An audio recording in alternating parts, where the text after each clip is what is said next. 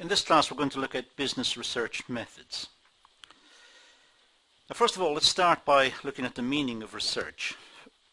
It's a search for knowledge. In essence, that's what research is. It is looking for knowledge. It is looking for something which is unknown. A scientific and systematic search for pertinent information on a specific topic. I say a scientific approach. It's as scientific as is possible.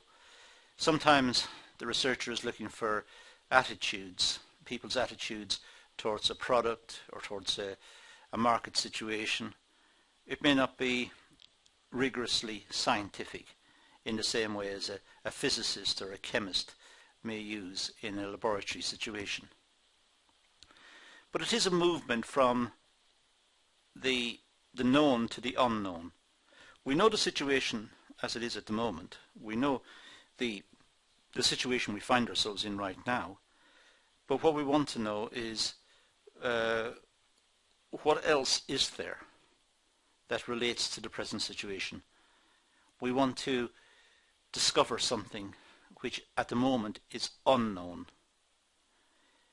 So a businessman, for example, or a businesswoman may want to determine what will happen if he or she cuts the price of the product. Will there be more sales? Or will people's perception of the product change? Will they see the product as an inferior product? The price has fallen, it hasn't got the same status as it had before. So it's a movement from the known. We know what the situation at the moment is, but we want to look at what is likely to arise in the future, and to do that we have to conduct research. So it is a systematic search for pertinent information. It's systematic. It goes about it in an objective manner, or at least as objective as is possible. Now, definitions of research. Well, it's a careful investigation or inquiry, especially through search for new facts in any branch of knowledge. And that's a dictionary definition. It's a good definition. It's a careful investigation or inquiry. And it's conducted especially through search for new facts in any branch of knowledge. So research is possible in any branch of knowledge, not just in business, but in sociology, psychology, physics, chemistry. It's possible in history, in legal studies. Research is what advances our knowledge, and research is important because it moves us along. It gives us more information. It gives us more understanding. So research is very important. Clifford Woody gives this rather long definition. Research comprises defining and redefining problems, formulating hypotheses or suggested solutions, collecting, organizing and evaluating data, making deductions and reaching conclusions, and at last carefully testing the conclusions to determine whether they fit the formulating hypothesis. It's a long definition, but essentially what it's saying is we come up with a hypothesis. A hypothesis is a testable statement. It's a statement that may be researched. So we come up with a hypothesis and then we collect data. We collect information and data and we do some research. And we see if the research, after it's been analysed, after the data has been analysed, if the research confirms or denies the hypothesis. And that's the process of science. That's the process of discovery. That's the process of research in a nutshell. Now, the objectives of research, well, to gain familiarity with a phenomena or to achieve new insights into it, which are exploratory or formulative research studies. So we want to gain familiarity with phenomena and to achieve new insights into the phenomena itself. That's a purpose of research.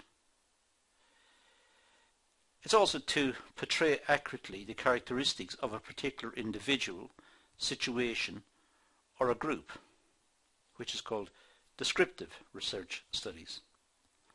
We want to set out the characteristics of some phenomena or some individual or some group. We might want to set out the characteristics of a business or of an industry. It's descriptive research. It's also to determine the frequency with which something occurs or with which it is associated with something else, which is known as diagnostic research studies. We want to find out how frequent do two things happen together. How frequent is a certain phenomenon observable? So we want to check the frequency with which something happens. It could be to test a hypothesis of a causal relationship between variables, which is hypothesis testing research studies. We might believe that there is a causal connection between a fall in the price of the product and more sales. That these are connected, one's causing the other. We want to check that. We want to see if that is true.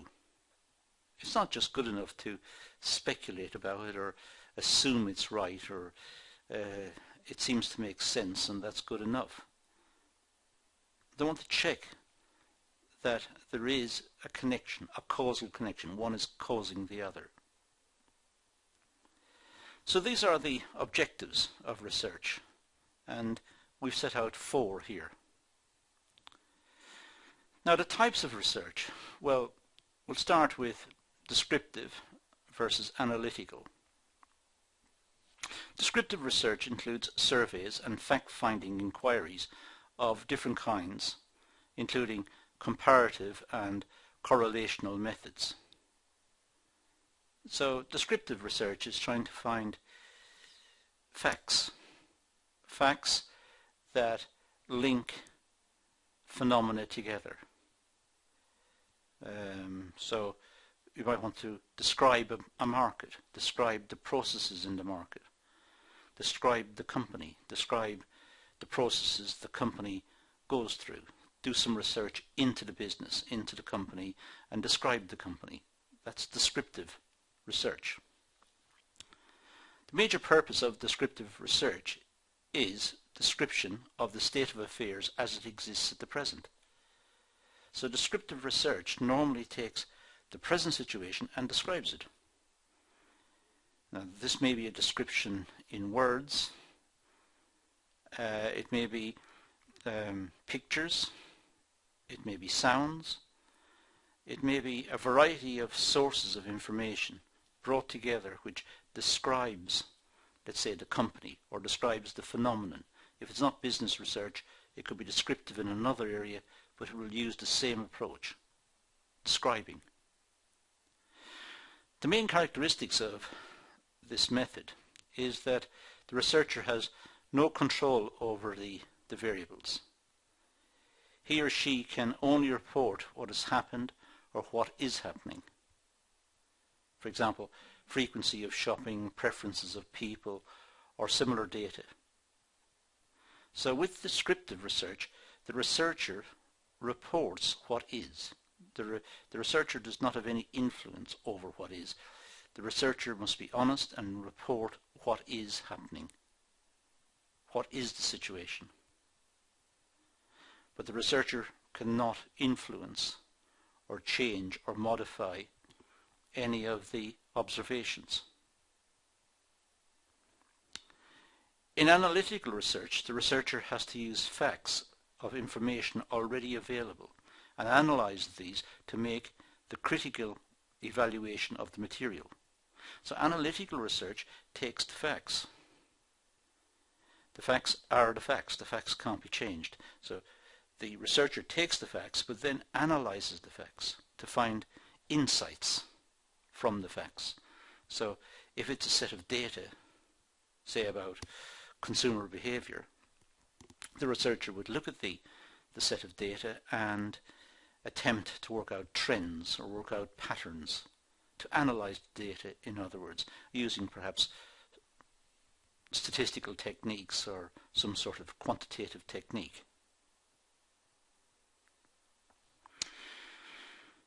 Applied research aims at finding a solution for an immediate problem facing a society or an industry or a business organization, whereas fundamental research is mainly concerned with generalizations and with the formulation of a theory. So there is a big distinction between applied and fundamental research. Applied research is trying to find a solution to a problem, whereas fundamental research is looking at generalizations with the idea of formulating a theory. So fundamental research tends to happen at universities in, let's say, in the sciences, where researchers are looking to develop a new theory, a theory in physics perhaps. Try to find out the relationship between particles, whereas applied research is trying to solve a problem. So, big distinction between applied and fundamental research. Gathering knowledge for knowledge's sake is termed as a pure or basic research. It's pure research. It's just people who want knowledge for knowledge's sake. Many theories in mathematics, they're very important because they give us greater insight into mathematics and into mathematical reasoning. But they are there for knowledge's sake. They are not solving a problem.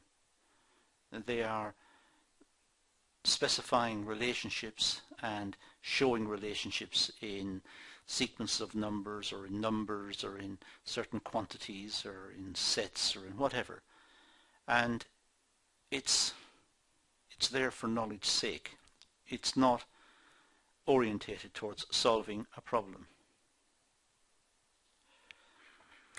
Research concerning some natural phenomena or relating to pure mathematics, making generalizations about human behavior. These are examples of fundamental research. As I said, mathematics, it's gathering information for information's sake. But we also have the construction of models in the social sciences. Say, models of urban growth, models of the city. They help us to try and understand the city, but they're not aimed at solving a problem.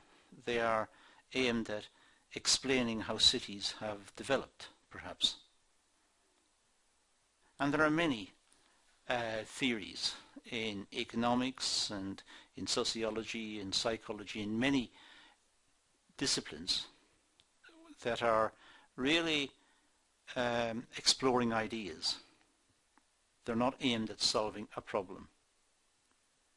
They're giving us greater insight, but they're not aimed at solving a problem. Research to identify social, economic, political or business trends that may affect a particular institution, or the marketing research or evaluation of research. Now that's applied. If it's research looking at particular social, economic, political trends that affect, say, a business or affect a market or affect consumers, if it's looking at the impact of some change in government behavior perhaps on a market, that's applied. It's applied research. It's looking at the effects of a change in government policy on some market. That's an example of applied research. So applied research is trying to solve a problem. Fundamental research is adding to our knowledge.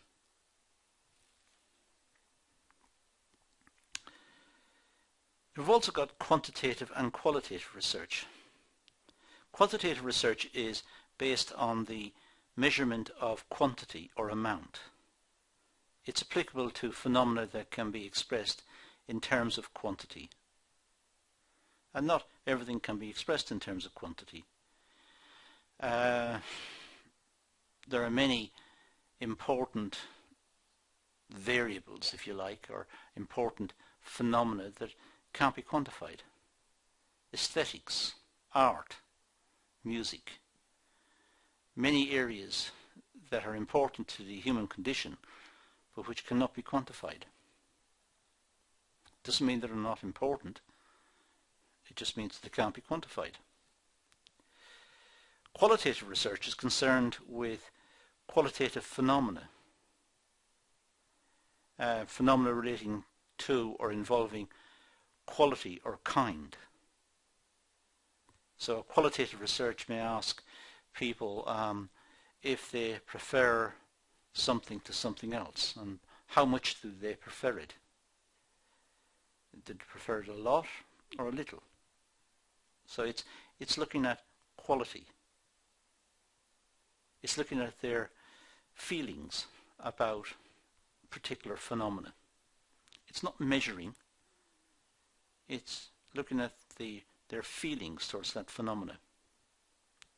Qualitative research aims at discovering the underlying motives and desires using in-depth interviews for the purpose. I say in-depth interviews, but there are various ways, but that's a fairly good way of trying to find out what is it that motivates people in certain ways. How do people feel about particular situations? How do people feel about government policy towards something? How do people feel about certain trends in society? So the way to do that is to interview them and to probe their feelings about that situation. Qualitative research is especially important in the behavioral sciences, where the aim is to discover the underlying motives of human behavior. It's important to understand why people behave the way they do. And it's qualitative research that attempts to do this. It's qualitative research that attempts to explain people's motivations and the way people act and react in certain situations. And that's important. It's important to try and understand the forces that are in play in society. Techniques used in qualitative research are word association tests, sentence completion tests, story completion tests, and similar other projective techniques. Psychologists are very good at developing techniques in this area, but sometimes, for example, respondents may be given a short scenario, a short story, and asked to complete the story, which would be an indication of how they would see something occurring, how they would see a situation working itself out. And in that way, the researcher gains an insight into those people's feelings and their emotions and the way they think about certain situations.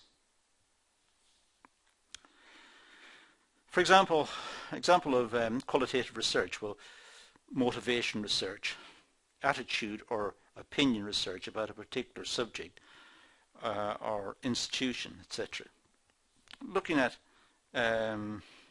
motivations, looking at attitudes. Now there are scales that are used to try and pick up strength of feelings. One famous one called the Likert scale attempts to judge whether people strongly agree, or neutral, disagree, or strongly disagree. And it's a 5-point scale. So people's attitudes are picked up on 5 points. Some strongly agree, some strongly disagree. But then the use of that scale to go on to add and get an overall picture can be misleading. Sometimes the strength of feelings are such that they can't be added together. If I strongly disagree and you strongly disagree, then between us, does that mean we both very strongly disagree? Because maybe you disagree, but you're not that pushed, you're not that worried. You strongly disagree, but you're not going to do very much about it. I strongly disagree, but I'm very motivated to stop whatever is happening. So we can't just add the strengths of feelings together. So we have the quantitative and qualitative research techniques, and this is the situation that we've just discussed. Right, so let's move to conceptual and empirical. Empirical means done by experiment. In other words, practical research. And we've got conceptual research. Conceptual research is that relating to some abstract idea or theory. Now, philosophy is a very good example of this. Philosophers are prone to look at very abstract ideas. These are not ideas that are practical in the world in which we live, but they're important ideas, because we want people to explore ideas and explore the implications of ideas. But they're not directly related to the predicament we find ourselves in, perhaps at the moment. So generally used by philosophers and thinkers to develop new concepts or to reinterpret existing ones. On the other hand, empirical research relies on experience or observation alone, often without due regard for system and theory. So empirical is testing. It's looking at the relationship between two phenomena and trying to test the relationship, trying to look at what's causing what and how does it work. So sometimes the empirical researchers are not really that interested in the theory, or not really that interested in the background. They're interested in what's causing what. So it's much more, if you like, practical. It is data based on research capable of being verified by observations or experiment. Hence it's called experimental research. So it looks at data that's capable of being verified by observation or experiment. There's nothing abstract here. This is practical research. It's experimental research. The main characteristics of this research is that variables under study is under the control of the researcher. So the researcher picks what's being studied and looks at the relationship between the various parts of the experiment or the various parts of the inquiry and sees how they are connected. So the researcher is very important in forming the linkages between the various parts. And that's the overview of what we've just been saying, the distinction between conceptual and empirical research. Now, the steps in the empirical, well, design a working hypothesis or guess as to the probable results.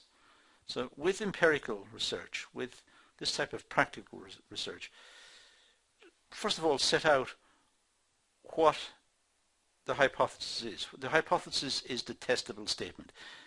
A is linked to B. That's our hypothesis. So the hypothesis is A is linked to B. And then get enough facts, data, to prove or disprove the hypothesis. Get enough facts and say, look at the facts and do some analysis on the facts and say, well, A is not linked to B. The hypothesis is rejected. Or it's found that A is linked to B. Well, maybe that can be tested more in the future, but for the moment, the hypothesis seems to stand up. Set experimental designs, which researchers think will manipulate the persons or the materials concerned so as to bring forth the desired information. So, having got the hypothesis and having picked up the data, set up the experimental design. How is the data going to be linked one part to the next?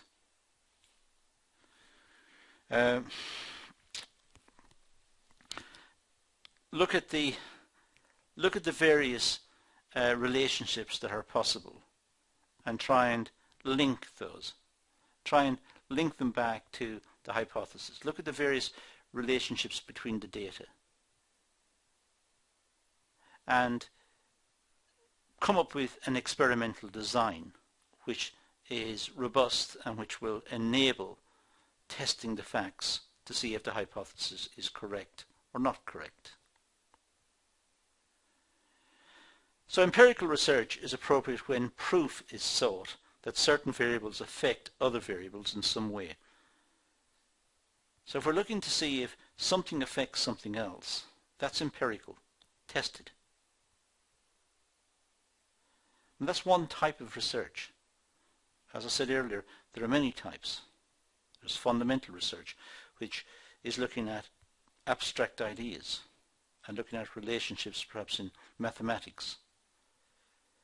But if you're looking at empirical research, you're looking at linkages between some phenomenon and some other phenomenon to see if one is affecting the other. That's empirical.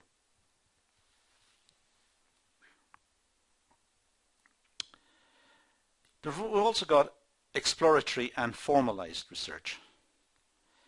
The objective of exploratory research is the development of hypotheses rather than testing. It's exploring the research, exploring the phenomena to come up with hypotheses. We may know that every time something happens, something else happens. They always come together. Two parts come together. Something happens, then something else happens. Why? So come up with a hypothesis linking them. The hypothesis may be that when something happens under the following conditions, something else happens. So we're looking at what are those conditions.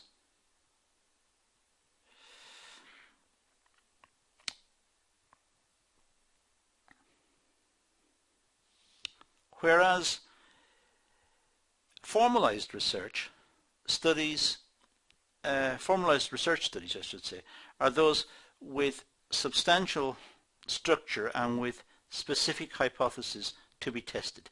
Formalized research is much more rigorous. It's much more set out. It's much more described.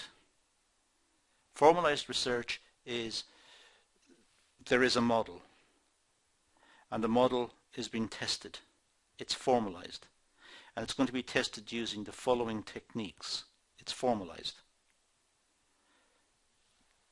Exploratory is trying to find the hypothesis. It's exploring the relationships to try and find out what's going on. Formalized is saying something happens, something else happens, here is the relationship, tested. So it gives the hypothesis. It's not exploring for the hypothesis, it gives the hypothesis and then goes and tests it. In this class we've looked at different types of research. We've contrasted different types of research, and these will come up in readings in different subject areas. We constantly come across the idea of empirical research, and now we have the ideas of formalized and exploratory research and descriptive research and We have all sorts of ideas about different types of research, and this is important. It's important to realize that there are many different types. And we've looked at the essential characteristics of each of these types in this class. So it's worth going back over the class, running it again, using the wind forward and wind backward function on the video, stop the video and make notes, and then go and research the various types of research, the types of research, by going online and seeing if you can come up with other ideas about these various types of research. But that's all I'm going to do in this session. I'm going to leave it at that. I'm going to say thank you for watching.